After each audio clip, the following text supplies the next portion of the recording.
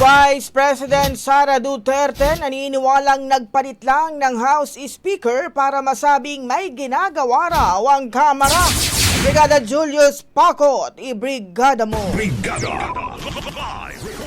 Walang ibinigay na reaksyon si Vice President Sara Duterte sa pagbibitiw ni Representative Martin Romualdez bilang House Speaker sa Kongreso. Ayon kay VP Sara, si Romualdez ang dapat sumagot sa mga aligasyong ibinato laban sa kanya kaugnay ng kanyang pagbibitiw.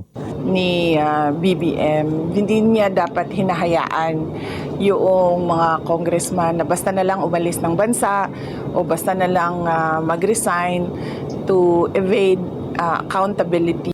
Ipinahayag din ni VP Sara na mabuting tao ang pumalit kay Romualdez bilang House Speaker na si Representative Bogie D. Gayunpaman, binigyang diin ng pangalawang Pangulo na ang pagpapalit ng liderato sa Kongreso ay tila hakbang lamang upang ipakitang may ginagawa sila kaugnay ng mga reklamo.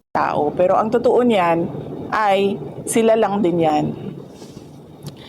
Grupo lang din yan ni Martin Romualdez, ni Sandro Marcos, and of course, syempre, papunta na rin yan kay BBM. Naniniwala si VP Sara na ang mga kaganapan sa Kongreso ay may kaugnayan pa rin sa 2026 budget at sa 2028 presidential election.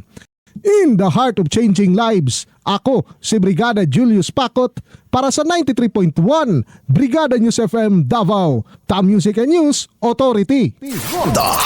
Ang bahaging ito ay hatid sa atin ng Yummyvit ES3 Syrup. Simulang tuparin ang pangarap ng iyong anak. And starting now,